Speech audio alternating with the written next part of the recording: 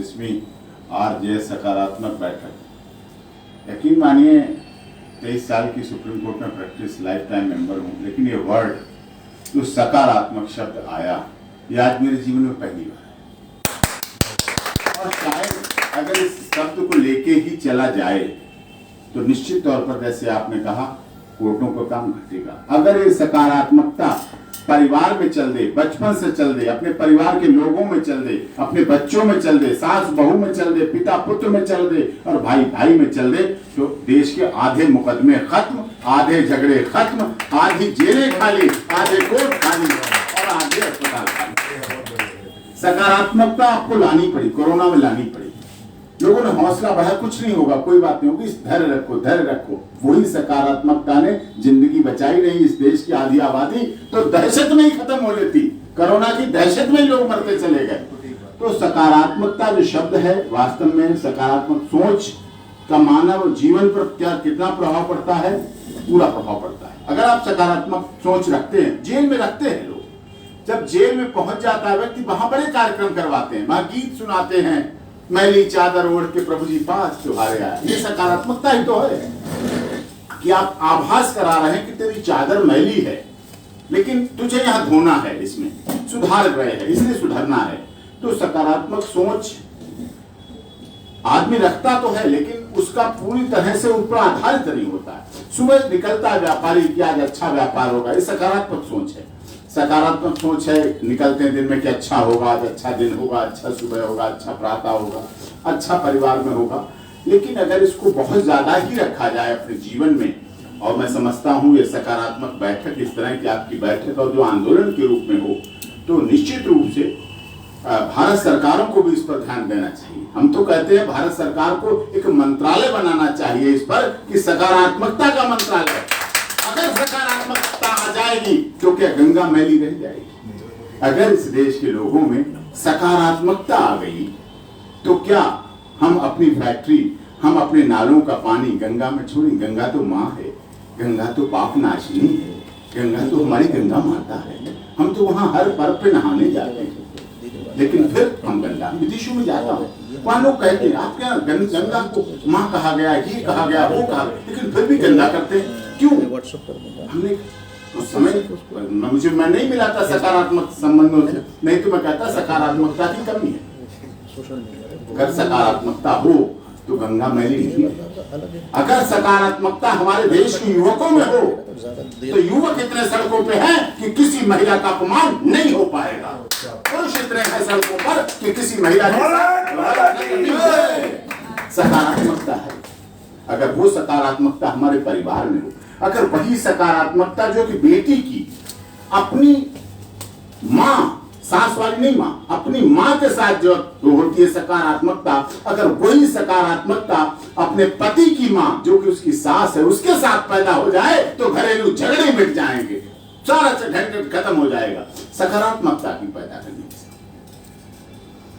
भाई भाई में, पास पड़ोसी में बहुत झगड़े नहीं है। गांव में 3-3, 4-4 मर्डर होते मैं देखता हूं सुप्रीम कोर्ट में। बहुत छोटी बात क्या है, मेड़ थी, पेड़ की लड़ाई थी, पानी जाने की लड़ाई, छोटी छोटी लड़ाई, छोटी छोटी बात होती है और बहुत बहुत मर्डर हो जाते हैं, फांसी की सजाएं, उम्र कैद, लाइफ इम्प्रिजनमेंट, घर बर्बाद हो जाते हैं, धरती खेत बिक जाते हैं, सब कुछ हो जाता है। सकारात्मकता होनी चाहिए। और आज पे बहुत बड़ा ऐसा बहुत अच्छा अवसर है कि दीदेवार साहब, जीवन ज्योति पटेल नगर जो उनका चलता है, दीदेवार साहब से मेरा कई बार मिलन हुआ, कई बार इनसे वार्ता हुई, और जो इनका विचार है, इनका भाव है, इनकी सोच है, बहुत ही पवित्र है सुरजीत सिंह जी दीदेवार। और इनके आधार पर यदि चला जाए, इनके विचारों पर चला जाए, वो बहुत ही अच्छी है, बहुत अच्छी बात है। और आप सब लोग भी यहाँ आए, ऑल इंडिया रेडियो से हमारे आए हुए अतिथि हैं। ऑल इंडिया रेडियो की क्यों मैं तारीफ करता हूँ कि वो सच सुनाता था। All India Radio, this is an All India Radio, the news read by Ashok Vajpayee. ये पढ़ते पढ़ते, ये सुनते सुनते मैं बड़ा हुआ आपके ऑल इंडिया रेडियो। जब ऑल इंडिया रेडियो की खबरें आती थी तो सच्चाई आती थी, लेकिन माफ कीजिए आज के जो चैनल हैं, बहुत से ऐसे तथाकथित चैनल हैं जो खबर को उल्टा कर देते हैं। खबर पॉजिटिव होनी चाहिए, निगेटिविटी दिखाते हैं, समाज में सकारात्मकता के बजाय नकारात्मकता फैलाते हैं, ऐसे चैनल।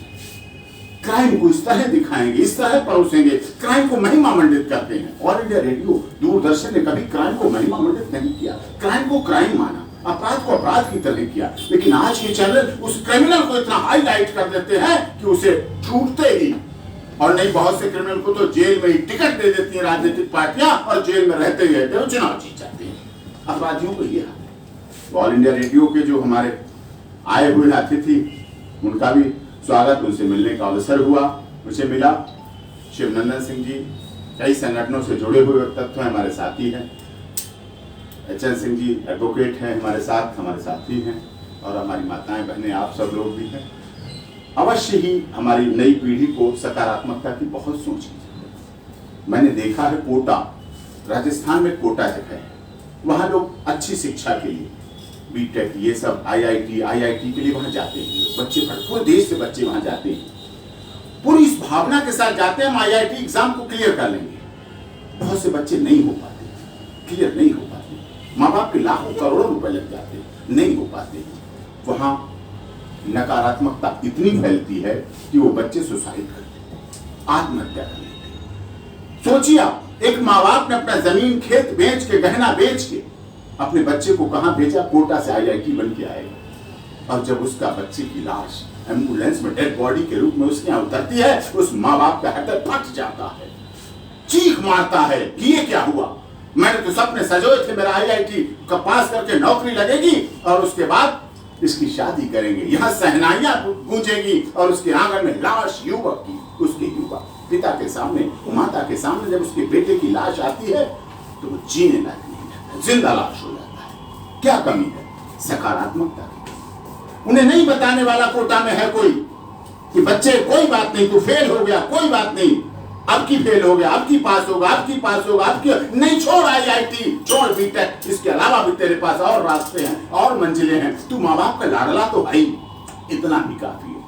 लेकिन वहां कहने वाले अब कैसे जाएगा, अब तो तू फेल होगा, अब तेरे माँ बाप क्या कहेंगे, अब कैसे जिएगा, वो फंदे की फंदे लटक जाता है, मर जाता है। ये नकारात्मकता है, जरूर सकारात्मकता। मैं तो कहूंगा आप इसको सोशल मीडिया के माध्यम से भी पढ़ाएं, भारत सरकार को लिखें।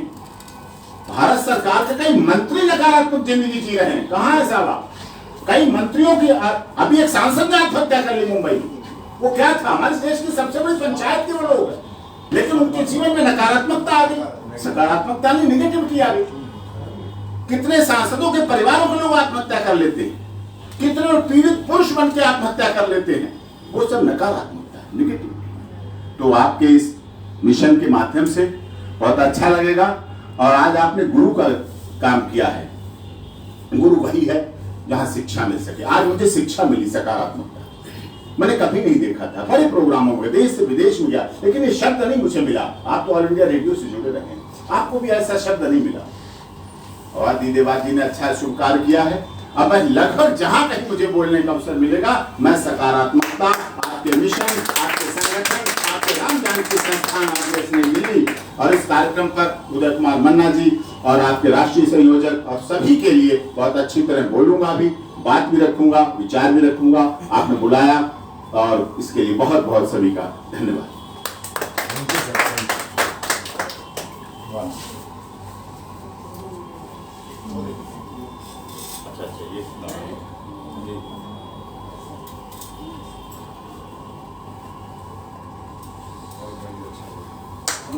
तो वकील साहब ने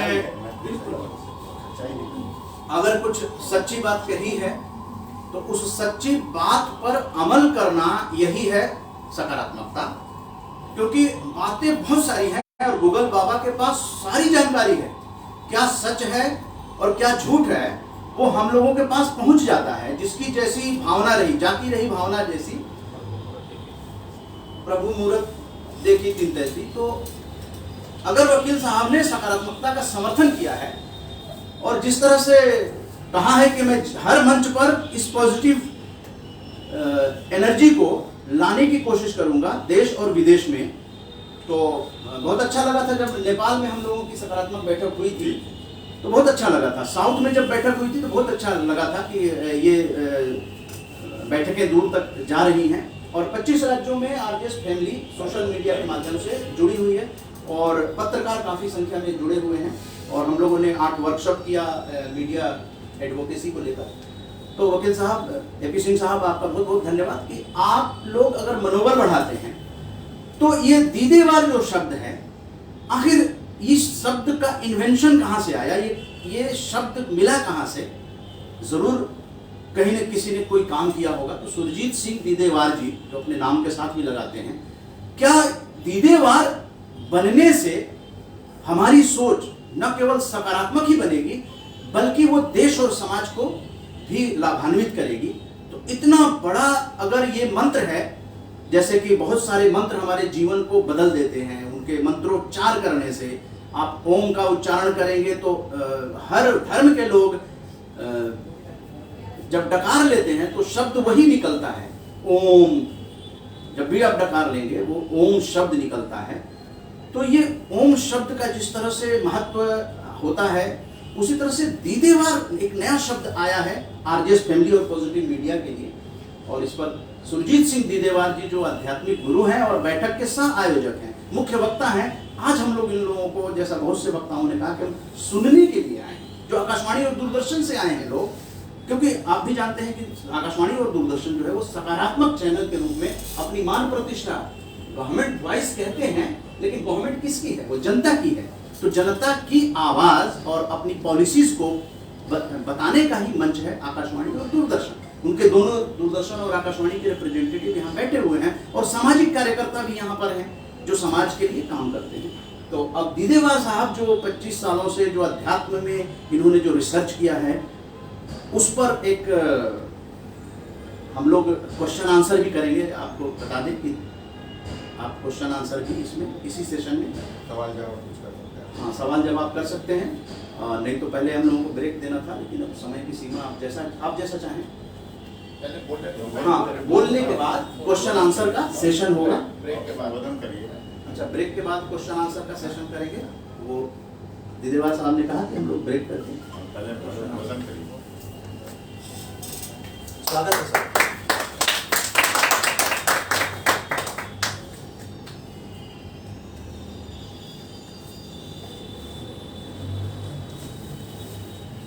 मैं दीदेवार जीवन ज्योति की तरफ से सकारात्मक शब्द, जिसकी वजह से हम इस जगत में आए,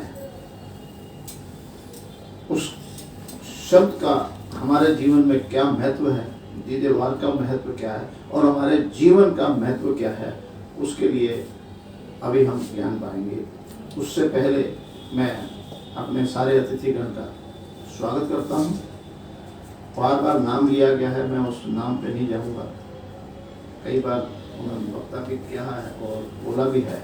और सबसे बड़ी बात यह है जी कि जिसने भी यहाँ पर बोला है अभी, उसने अपने भीतर की ईमानदारी से बोला है, और ईमानदारी ही सकारात्मक होती है। हर व्यक्ति अगर ईमानदार हो जाए तो नकारात्मक हो नहीं सकता। ये हमने अभी प्रत्यक्ष देखा है। इसी बात पर तालियां। और आज पुण्यतिथि भी मनाई जा रही है। हम पुण्यतिथि किसकी मनाते हैं? जिसने अपने जीवन में कुछ ऐसा किया है और उसकी छाप हमारे समाज में अंकित हो जाती है, और फिर उसकी याद में हम पुण्यतिथि मनाते हैं। मगर उसका महत्व क्या है कि वो हमारे जीवन में वो उतर जाएं, उस शिक्षा हम भी उसके प्रेरित हो जाए। मगर एक मूल मंत्र जो है कि वो जिनकी हम पुण्यतिथि मना रहे हैं, उनके भीतर क्या चीज थी कि वो कार्य कर सके और हम करना चाह रहे हैं और फिर भी नहीं कर पा रहे, इनमें फर्क समझना हो। हमें पुण्यतिथि मनाना नहीं है, उसे अपनाना है। अपनाने के पीछे एक ही कारण होता है, जगत के अंदर तो सभी आए, मगर जो स्वयं का स्वामी बन के खुद को प्रेरित करा, मुझे ये काम करना है, उसमें भी अड़चन आई होंगे, नकारात्मक भी आए होंगे, मगर उसने अपने सकारात्मक को नहीं छोड़ा और वो उस काम को कर सका, और वही बाद में पूजनीय बने और उन्हीं की बुद्धि। इसी बात को हम अगर अपने जीवन में डालेंगे, मैं अपना व्यक्तिगत अनुभव बताता हूं। जैसे कोई आकाशवाणी है, कोई एडवोकेट है, कोई गीतकार है, सभी ने अपने जीवन के अनुभव बताए। तो मेरे अपने जीवन का अनुभव है कि मैं भी उसी समाज का हिस्सा हूं, मैं भी एक व्यापारी हूं, मेरे पास भी नकारात्मक ऊर्जाएं आती हैं, पर मुझे नहीं छू सकती, क्योंकि दीदेवार जीवन ज्योति के अंदर इसकी जो बेस है वो 3 नियम पर आधारित है। पहला नियम है प्राकृतिक नियम। प्राकृतिक अपना नियम निभाती है, और उसी नियम के अंदर प्रकृति ने यह प्रकृति की रचना करी और उसमें जीव प्राणी की रचना करी, और जीव प्राणी के अंदर उसने मानव प्राणी की भी रचना करी। मगर पूरी सृष्टि के अंदर मानव ही है जिसका अपना व्यक्तिगत नियम है, और किसी भी जीव का व्यक्तिगत नियम नहीं है। और इस व्यक्तिगत नियम से जिस किसी व्यक्ति ने अपनी विचारधारा दी जगत को, और अलग अलग व्यक्तियों की विचारधारा से जो सहमत होते गए, उन्होंने सहमत ने अपने समुदाय बने, संप्रदाय बने, बाद में वो धर्म और जाति में डिवाइड हो गए। वो एक सामाजिक नियम बन गया।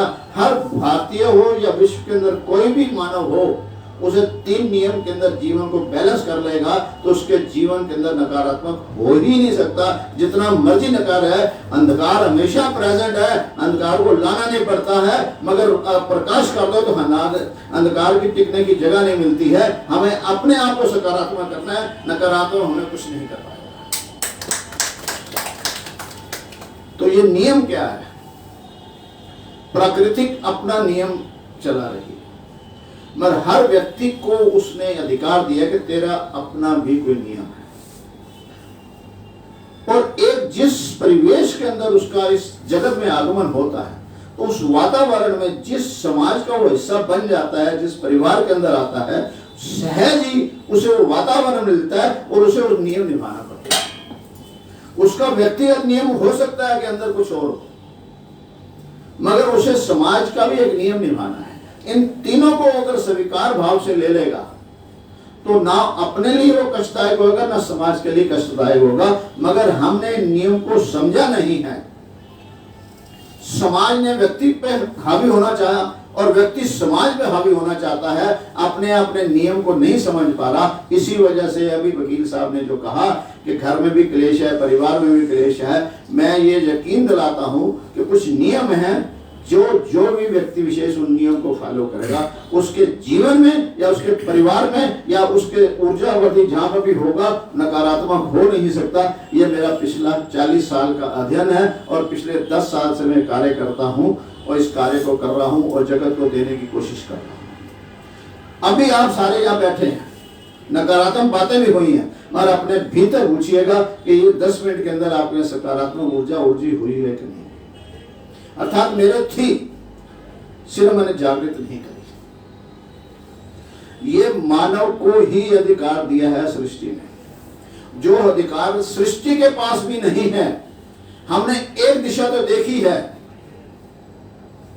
हमें आज तक अभी एक ही दिशा दिखाई गई है पूरे जगत के अंदर, जब से मानव एजुकेट हुआ है या संसारिक बना, मगर दूसरी दिशा नहीं दिखाई गई। इसी वजह से नकारात्मक और सकारात्मक है, दिशा एक ही है। अगर मैं ऊपर से ब्राह्मण हूं बुद्धि से, तो मेरा ब्राह्मण वक्त नहीं काम कर सकता जब मैं पैर की सेवा रूपी शूद्र मेरा कान न माने। तो हर चीज के 2 छोर हैं, एक छोर सकारात्मक है और दूसरा नकारात्मक है। अगर ये बैलेंस कर दिया जाए तो ना सकारात्मक होता है ना नकारात्मक होता है, न पक्ष न विपक्ष, निष्पक्ष होता है। हर एक का जीवन निष्पक्ष है। वो कैसे है? वो मेरे भीतर की ऊर्जा है। प्रकृति के अंदर वो शक्ति नहीं है जो प्रकृति ने मानव को दे रखी है।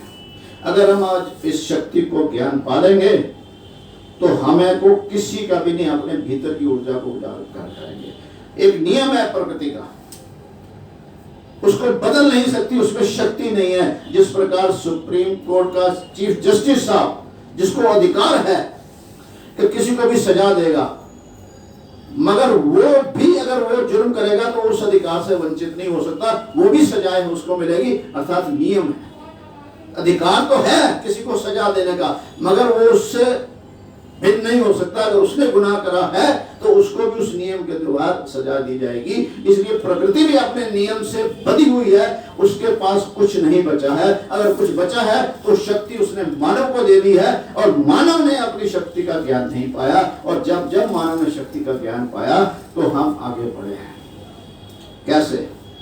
किसी एक व्यक्ति विशेष ने, यहाँ गीत गा रहे बैठे हैं तो गीत गाते रहे हजारों सालों से, पंख होते तो उड़ जाते, पंख होते तो उड़ जाते, मगर एक व्यक्ति विशेष निरंतर भीतर तो अपने उसने ऊर्जा जगाई। ये माना तू अपने पाप से पूछ कि जिनको पंख मिले हैं तुमसे ऊंचा उड़ रहा है कि नहीं उड़ रहा? तू चांद तक गया है, तू मंगल तक गया है, अपनी शक्ति को ऊंचा कर कर नकारात्मक कितनी भी बात हो सकारात्मक को जगा दे, वो नीचे धरती पे। प्रकृति के पास एक ही नियम है, वो नियम जैसे जैसे मानव को ज्ञान मिलता है उसका लाभ ले रहा है।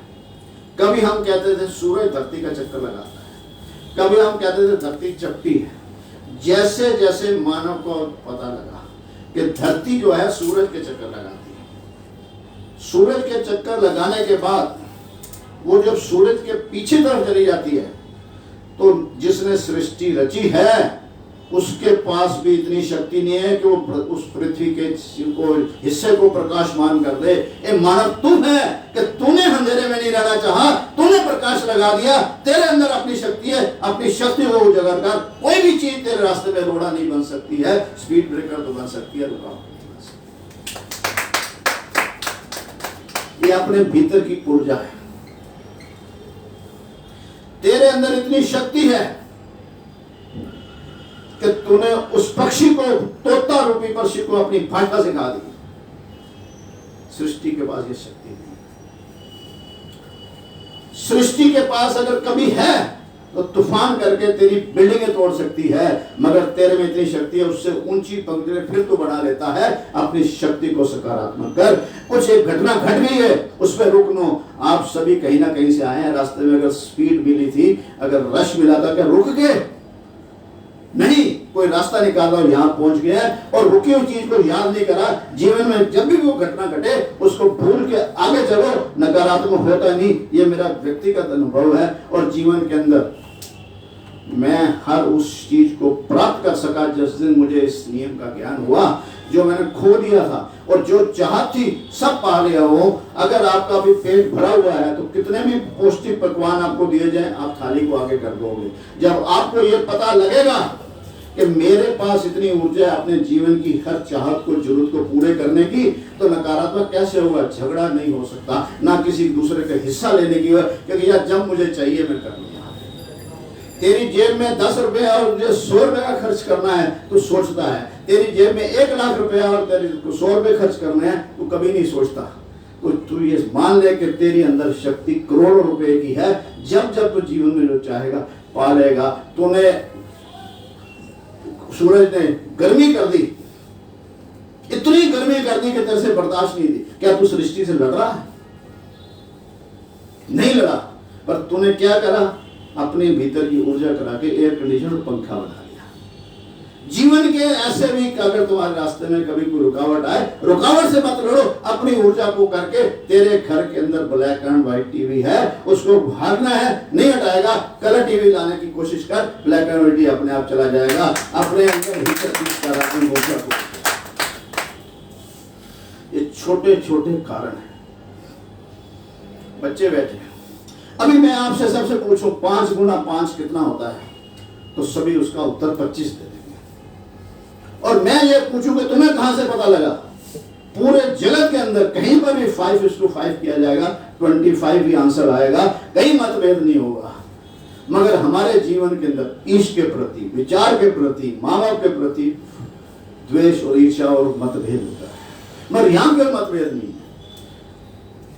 उसके पीछे एक कारण है। कि मानव ने जो जो चीज अपने भीतर बनाई है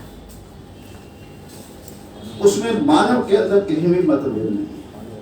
मानव ने सृष्टि को अपने विचारों से समझा है, दूसरे मानव ने अपने सृष्टि को अपने विचारों से समझा है, इसलिए तेरे और मेरे विचार में मतभेद है।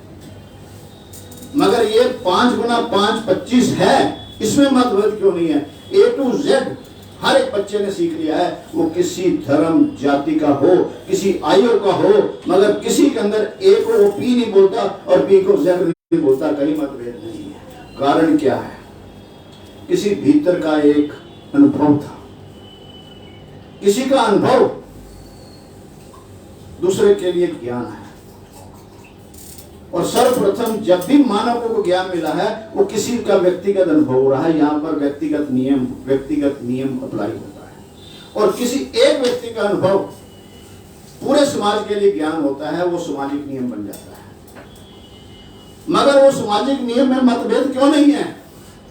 क्योंकि समाज इंफॉर्मेशन देता है, इंफॉर्मेशन कभी काम नहीं आती है, मगर फिर भी 5 गुना 5 25 क्यों सबको अंदर है, मतभेद नहीं हुआ? क्योंकि मेरा ज्ञान किसी विधि द्वारा दिया गया, और जहां पर यह विधि दी जाती है उसे विद्यालय कहा गया। और उस विद्यालय में जो विधि लेने के लिए तैयार हुआ, उसके अर्थ समझने के लिए तैयार है, उसे विद्यार्थी कहा है। जब तक हम अपने जीवन के अर्थ समझने के लिए विद्यार्थी नहीं बनेंगे और विधि द्वारा देने वाला कोई व्यक्ति नहीं होगा, मगर जो विधि दे रहा है उसे अध्यापक बोला है। वो अध्यापक कौन है? जिसने अपने विधि द्वारा अपने जीवन पे वो अनुभव किया है, अपने अनुभव के ज्ञान को फिर विधि द्वारा देता है। और जब किसी जगह पे विधि द्वारा दी हुई बात दी जाती है तो विद्या बन जाती है। और ये 5 गुना 5 हमारी विधि द्वारा दी गई थी, अब हमारी हो गई है। ना हमें वो स्कूल चाहिए, ना वो कायदा चाहिए, ना अध्यापक चाहिए, क्योंकि मेरे भीतर अनुभव में उतर चुकी है। ऐसा ही यहाँ जीवन के अंदर आप हर चीज को सिखाया जाता है विधि द्वारा, जो जीवन में उतर जाएगा। नकारात्मक हो नहीं सकता कोई। हर मेरा पहलू सकारात्मक है, हर मेरा पहलू सकारात्मक है। आज मोबाइल हमारे सारे हाथ के अंदर है, इसका रिमोट भी मेरे हाथ में है। हम इसको क्या है, इसमें गंदी है, सही बातें हैं, टीवी के अंदर क्या है ये बताते हैं, मुझे क्या लेना है? रिमोट मेरे हाथ में है, मैंने रिमोट दूसरे के हाथ में दे दिया, इस वजह से मुझे वो दे रहे हैं। अगर मैं चैनल बदल दूं, उनमें जरूरत नहीं है कि वो 6 महीने या साल के बाद दे पाए, क्योंकि मैंने रिमोट उनका उसी चैनल का चलाया हुआ है। अगर मेरे अंदर ये भीतर में आ जाए कि ये मेरे जीवन के लिए लाभदायक नहीं है, मैं इसको नहीं देखूंगा, जितना भी हो जाए कुछ दिनों बाद वो अपने आप समाप्त हो जाएंगे। और नकारात्मक ऊर्जा ही नहीं है, आप प्रकाशमान कर दे। प्रकाश और अंधकार का कभी मेल नहीं हुआ। प्रकाश जहां होगा अंधकार चला जाएगा। सकारात्मक बन जाओ, ये नकारात्मक हो ही नहीं सकता जीवन के अंदर। ये हम आपको यकीन दिलाते हैं। अब आपको कई बार यहाँ पर क्लासों में विधि द्वारा सिखाते हैं हर वो बात कि हमारे जीवन में कैसे होता है। और हमने सदियों से सुना है, आप भीतर सब कुछ है, आप भीतर जाइए अपने अंदर। मगर भीतर जाने की विधि क्या है, भीतर जाने का रास्ता क्या है? बहुत सरल रास्ता है, वो हम इस विधि द्वारा सिखाते हैं। सिर्फ 2 मिनट के अंदर, 120 सेकंड के अंदर मैं आपको एक एक्सरसाइज बताऊंगा और आप देखेंगे आप भीतर गए कि नहीं गए। और आप अपने 2 मिनट के बाद आप अपने अंदर अध्ययन करेंगे। फिर चाय के बाद आप उस प्रश्न में करेंगे जो मैंने कहा गया। सिर्फ 2 मिनट की एक्सरसाइज है कि वो आसन वो जो मुझे आसानी दे।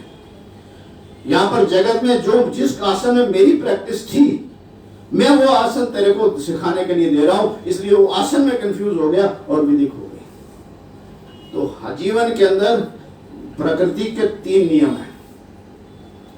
एक है कि मेरा जीवन जब मैं इस जगत में आता हूं तो पहले श्वास से आरंभ होता है और अखिले श्वास से मेरा जीवन समाप्त होकर मैं शव बन जाता हूं, मेरी आइडेंटिफिकेशन समाप्त हो जाती है। मगर मेरे जो श्वास से जीवन आरंभ हो रहा है और श्वास की आयु मेरे श्वास पे निर्भर है, और मैंने इस पे ध्यान ही नहीं दिया कि श्वास कैसे लेने हैं और कब लेने हैं, वो कैसे मेरे जीवन में है, इसका प्रश्न हमारे ऊपर नहीं आया था। जिस बात को हम समझ जाएंगे तो मेरे जीवन में दुविधा शब्द खत्म हो जाएगा। क्योंकि एक प्रक्रिया मैं अभी आपको बताने वाला हूं, उससे मेरे जीवन की हर जरूरत पूरी होगी। ये मैंने जरूरत पूरी करी कि मैं अंधकार में नहीं रहना चाहता, तो मैंने प्रकाश कर दिया। मैं एक जंगल में, वन में नहीं रहना चाहता, मैंने शहर बसा लिया। मैं गर्मी में नहीं रहना चाहता, मैंने एयर कंडीशनर और पंखा लगा। ये मेरे भीतर की ऊर्जा थी। वो कैसे काम करती है? हर व्यक्ति के अंदर वो ऊर्जा है, पर कुछ ने जाने अनजाने करा है। पर अगर नियम समझ आ जाए तो हर व्यक्ति अपने जीवन के अंदर करता है। पर उसकी पहले शर्त है कि मुझे अपनी जरूरत को देखना है, तेरी जरूरत को नहीं। क्योंकि दीदे जो है मुझे अपने अंदर लेके दीदेवार बनकर जो मेरी जरूरत है, वो प्रकृति नियम के अंदर उसने मुझे इतनी सक्षम बनाया है कि मैं अपनी हर जरूरत को पूरी कर सकता हूँ। पर मैंने चाहत दूसरे को देख के बनाई है, इसलिए मैं परेशान। और कभी भी चाहत को जरूरत मत बनाओ, हर जरूरत को चाहत बनाओ। जब जरूरत पूरी हो जाती है तो जरूरतें बढ़ाते रहो। अपना पंजा जो है चादर से बाहर रखा के तरक्की करते रहो। लैंडलाइन से हम स्मार्टफोन में आए हैं, हमने पंजा बाहर रखा था, और जिसने सीमित कर दिया है वो आगे नहीं बढ़ पाया। इसका नियम क्या है कि पहले श्वास से मेरा जीवन आरंभ होता है, और श्वास मेरे कहां होंगे? जहां पर मेरा शरीर होगा। मेरे शरीर से अगर श्वास अलग हो जाए तो मैं शव बन जाता हूं। अर्थात मेरा शरीर जहां होगा, मेरे श्वास वही होंगे, यकीनन होंगे। ये नियम है। मगर इसके अंदर एक विचार मेरा पैदा होता है, जैसे जैसे वातावरण से मुझे आंखों द्वारा रूप का, कानों द्वारा स्वरण का, नासिका द्वारा गंध का, और हाथों के स्किन के द्वारा स्पर्श का ज्ञान होता है, तो मेरे भीतर विचार बनते हैं। इन विचार मेरे अगर वहां हैं तो मेरे को प्रकृति हर चीज देने को होती है। मगर जहां मेरा शरीर होता है, मेरे श्वास यकीनन वहां होते हैं, पर मैं वहां नहीं होता। मैं अगर वहां हो जाऊं तो जीवन के अंदर हर वो मेरी चाहत प्रकट हो जाती है, मेरी जरूरत हो जाती है। प्रकृति का नियम है।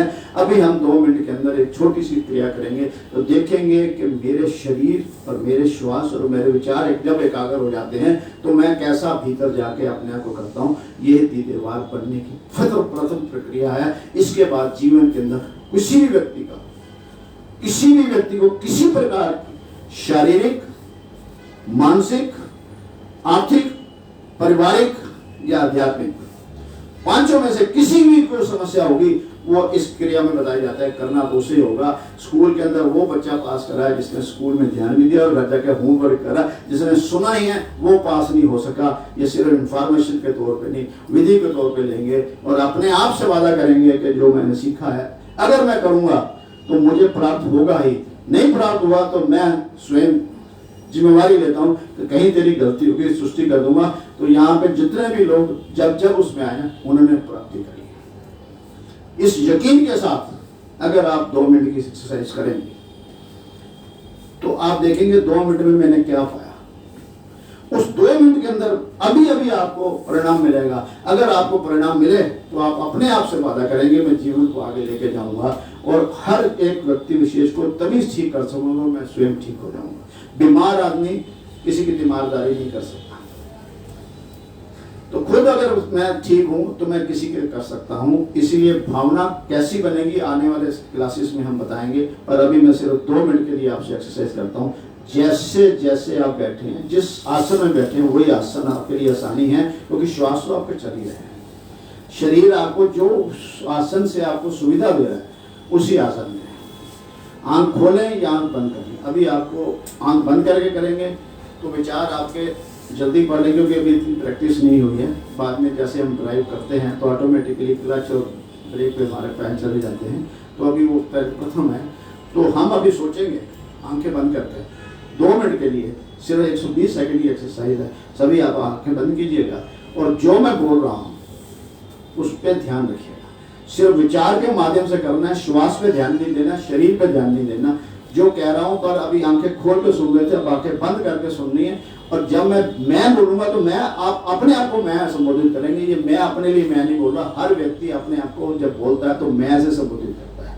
इसलिए मेरा श्वास ऐसे जब पढ़ेंगे तो सोचना है और फिर ये सुनने। जैसे हमारे भीतर एक ऐसा मध्य मार्ग है जो एक्चुअली प्रथम द्वार है, वो उसका विषय आगे बताया जाएगा। वो प्रथम द्वार जो है हमारा नाभि द्वार है। नाभि द्वारी हमारी आने वाले समय में मैं समझाऊंगा कि कैसे वो कार्य करती है। फिलहाल अभी 2 मिनट के लिए ये सोचे, नाभि द्वार से मेरे श्वास ऊपर की ओर जा रहे हैं। आंखें बंद कर लीजिए, अगर आंखें खुली हैं तो आप उसको पकड़ नहीं पाएंगे। मेरे श्वास मेरे नाभि द्वार से ऊपर की ओर चल रहे हैं और आस्ता आस्ता चलते हुए मेरे पेट के मध्य द्वार से पहुंचते हुए ऊपर करते हुए मेरे पेट के ऊपरली भाग तक पहुंच चुके हैं। अब वो मैं हृदय के साइड में से द्वार से करते हुए मेरे सीना जो छाती द्वार है उसके मध्य में पहुंचकर उससे ऊपरली भाग पर पहुंच गए हैं। और अब मेरे गले द्वार पर पहुंचते हुए मेरे ठोड़ी द्वार से होते हुए मेरे मुख के नीचे भाग से पहुंचते हुए मेरे मुख को क्रॉस करते हुए मेरे नासिका द्वार से अंदर नासिका के उत्तर लेके होकर मेरी जहाँ पर मस्तिष्क के मध्य में विचार द्वार है वहाँ पे पहुँच चुके हैं। और इसी प्रक्रिया को अब ये श्वास जो है मेरे बुद्धि द्वार से विचार द्वार से नीचे की ओर नासिका द्वार से होते हुए मुख द्वार के होते हुए ठोड़ी द्वार तक आकर मेरे गले द्वार तक पहुँचे हैं। और गले से मेरी छाती द्वार के ऊपरी भाग से मेरे मध्य मार्ग तक होते हुए छाती के नीचे भाग से और अब मेरे पेट के ऊपरले भाग से होते हुए मध्य मार्ग तक पहुँच के नाभि द्वार तक पहुँच चुके हैं। इसी प्रक्रिया को ऐसी अवस्था में रहकर इसको 3 बार आपने और अपने अंदर ही कहना है जो जो मैंने कहा है। और 2 मिनट की प्रक्रिया इस 4 बार करने में पूरी हो जाएगी। और आप करने के बाद आप क्या महसूस करेंगे ये आप अपना अनुभव अभी ही इसी समय बताएंगे।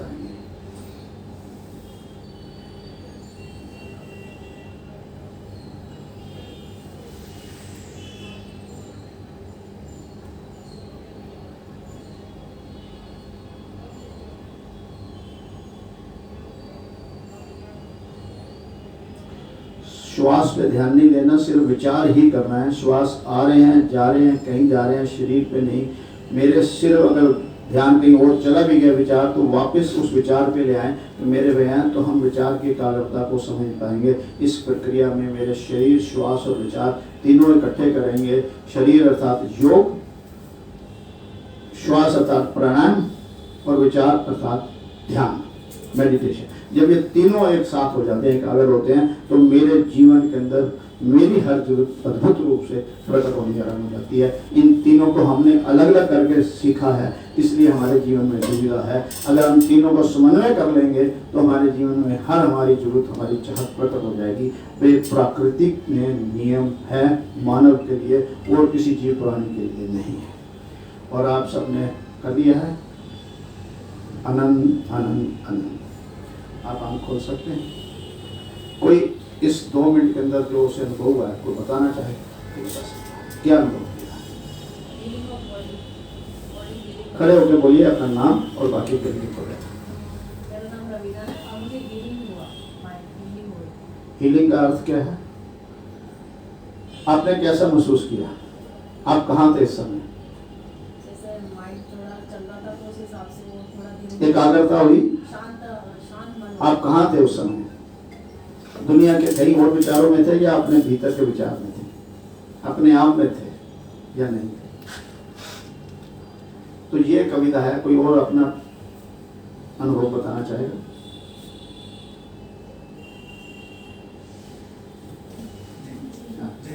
जी मैं कमला। हाँ जी।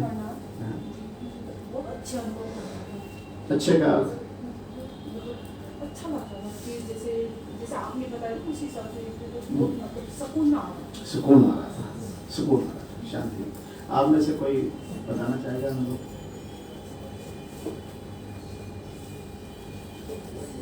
मतलब सुकून और आराम यही सबसे बड़ी मतलब खजाना है मेरी दृष्टि में। वो जब आदमी ऐसे आँख बंद करके जो 2 मिनट के अंदर हमने महसूस किया तो मुझे वही चीज़ महसूस हुई और वही सकारात्मकता वही आपका लक्ष्य की तरफ ले जाएगी। हर तरीके की सफाई होती है उससे मतलब ईमानदारी से होना चाहिए। वो मुझे महसूस हुआ और पहले भी मुझे महसूस होता। हम शब्दों में नहीं जाते हैं, हर एक का अनुभव अपना अपना होगा। क्योंकि जब ये सुगंध फैलती है तो सुगंध का विवरण कोई नहीं कर पाता, सबका अपना अपना अनुभव होता है। तो ये शब्दों के अंदर अनुभव नहीं है पर सबके अनुभव जरूर हुआ। वो अपने अंदर था, अपने भीतर था, वो अपने आप से जुड़ा हुआ था। स्वयं को जानो, स्वयं को पहचानो, मतलब स्वयं के जाने की प्रक्रिया आरंभ हो गई थी उसकी। अभी हम ब्रेक लेंगे। ब्रेक के अंदर चाय भी है, कुछ खाने के लिए भी है, कोल्ड ड्रिंक भी होगी, पानी भी होगा, मगर हर व्यक्ति अपनी चॉइस लेगा। ये स्वामित्व है। जिसको भूख नहीं लगी वो नहीं लेगा, जिसको प्यास नहीं लगी वो पानी नहीं पिएगा, वो चाय नहीं पिएगा, मगर सब अपनी अपनी चीज लेंगे। जीवन के अंदर हम शादी में जाते हैं तो 300 तरीके के पकवान मिलते हैं आजकल, वो सभी किसी ना किसी के खाने के लिए हैं। मेरा व्यक्तिगत नियम है, मुझे वहां क्या खाना है वो खाता हूं। तो जीवन के अंदर हमें हमेशा सजगता से लेना है, मेरे जीवन के लिए क्या है, उसके जीवन के लिए क्या है, वो अपना मालिक है, मैं अपना स्वयं का मालिक हूं। जब हम ये विचार ले लेंगे तो तेरे मेरे विचारों में मतभेद खत्म हो जाएगा। कारण यह है कि हम अपने आप को सभी क्या संबोधित करते हैं, मैं। अभी गीता की बात हो रही थी, कृष्ण की बात हो रही थी। मैंने 4 प्रकार की गीता पढ़ी है और कृष्ण का नाम सुना था, और मैं ढूंढता रहा, मुझे कृष्ण शब्द कहीं नहीं मिला। और मैंने इतना ढूंढा, इतना खोजा कि कृष्ण शब्द है ही नहीं। तो ये फिर कृष्ण कौन है? हम भ्रमित हो गए हैं, हमें भ्रम किया गया है। जब वो गीता पढ़ा तो वो मैं लिखा हुआ था। मैं अर्थात मैंने अपने आप को संबोधित करा। जब जब मेरे जीवन में कष्ट हो गए, मैं ही आ जाऊंगा, प्रकट हो गए और मैं ही हल कर दूंगा। जब मैंने उस मैं को अपने मैं से जोड़ लिया तो मेरे जीवन के अंदर खत्म हो गए, मैं स्वयं अपना। तो हम अपने आप को मैं संबोधित करते हैं। तो तेरे मैं तेरा मुबारक, मेरा मैं मेरा मुबारक। दुविधा कहां होती है कि मैं अपने मैं को सही कहता हूं और तेरे मैं को तू मानता हूं। जिसे मैं ये सोच लूं कि वो अपने मैं से सही है, मैं अपने मैं से सही हूं, विचार वर्ष से तालमेल बैठेगा तो मैं हम बन जाएगा। और जहां हम हो जाता है तो सकारात्मक हो जाती है और उदय हो जाता है, सूरज निकल आता है और जीवन में शुभ होता है। अभी आप सबका धन्यवाद। टी ब्रेक के बाद जैसा भी आप प्रश्न करना चाहेंगे प्रश्न करिए। धन्यवाद।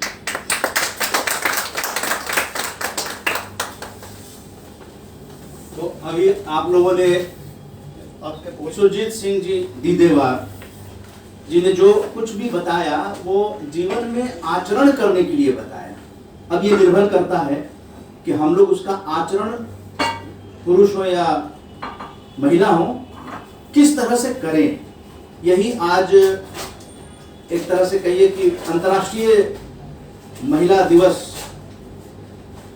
के अवसर पे, आप पूर्व संध्या कह सकते हैं, हम लोग आज जो रखे हैं वो मार्गदर्शन करने के लिए। और कल भी कार्यक्रम है इसी जगह पे, और उसमें अंतर्राष्ट्रीय महिला दिवस का जो थीम है उस पर हम लोग चर्चा करेंगे और जीवन में आचरण करने का और महिलाओं के प्रति सकारात्मक दृष्टिकोण रखने का। और यहाँ पर जिस तरह से श्वास लेने के बारे में है तो बहुत सारी विधाएं हैं, लेकिन हमारे मन की शांति के लिए ये जरूरी है। तो आज जिस तरह से माता सीता की जयंती के अवसर पे ये कार्यक्रम रखा गया, गोविंद वल्लभ पंत जी की पुण्यतिथि 7 मार्च और सच्चिदानंद हीरानंद पाद साई नरगे जी की जयंती, ये महापुरुष लोग हैं 7 मार्च जयंती पे।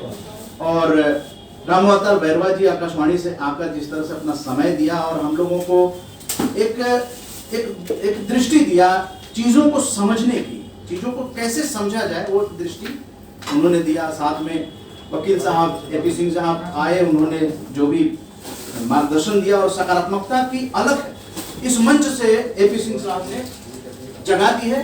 और जिस तरह से उन्होंने कहा कि मैं मंचों से ये पहली बार सकारात्मक शब्द पहली बार मेरे जीवन में आया है। और ये आरजेएस फैमिली पॉजिटिव मीडिया जो है याद रखेगी कि हमारे समाज में अभी बहुत जरूरत है इसको आगे बढ़ाने की, क्योंकि कह रहे हैं कोई कोर्ट कचहरी कम से कम उनका काम हो जाए, पुलिस थाना ये सब, हमारे राजनेता सकारात्मक दृष्टिकोण से इस देश को चलाना शुरू कर दे, सकारात्मक राजनीति करना शुरू कर दे, तो बहुत सारी समस्याएं और जनता तक जो सुविधाएं हैं वो ऑलरेडी पहुंचाने के लिए वो तत्पर होंगे। संसद और विधानसभा सारे काम करने शुरू कर देंगे, एमसीडी के सदन होगा। और डॉक्टर साक्षात भसीन साहब, नाम ही साक्षात है लेकिन इनके काम बहुमुखी हैं, क्योंकि वो शायर भी हैं, कवि भी हैं, एक्टर भी हैं, बताया उन्होंने कि वो पेंटर भी हैं। तो पूरी क्रिएटिविटी के साक्षात प्रतिमूर्ति साक्षात साहब। तो बहुत ही अच्छा लगा। और इन बैठकों में ऐसे लोगों को सुनने का और गुनने का, मनन करने का, चिंतन करने का, और इसी में होता है कि जो किसी चीज को किस रूप में लेता है, किस रूप में लेता है, वो जानना जरूरी है। इस पर आप लोग गौर जरूर फरमाइएगा कि बैठक में आखिर आपको मिला क्या, आपने कौन सी ऐसी चीजें ली जो आपके जिस प्रोफेशन में है वो आपके काम में आई। दूरदर्शन से शाह खान साहब आए, आकाशवाणी से सेवानिवृत्त प्रताप श्रीवास्तव जी आए, आप लोग भी तमाम लोग आए, आप लोग सभी लोग। अब क्वेश्चन आंसर जो सेशन होगा उसमें आप लोग छोटे क्वेश्चन करें और दीदेवार साहब आपको उसका जवाब देंगे, जो भी आपके मन में सवाल उठते हैं उसका वो करेंगे। तो अगला अंतिम सेशन जो है वो क्वेश्चन आंसर का होगा। तब तक चाय पानी पे आप सभी लोग आमंत्रित हैं और उसके बाद तरोताज़ा होकर एक बार फिर से हम लोग बैठेंगे। धन्यवाद। जय हिंद। आइए आइए आइए सर। जी जयप्रकाश जी।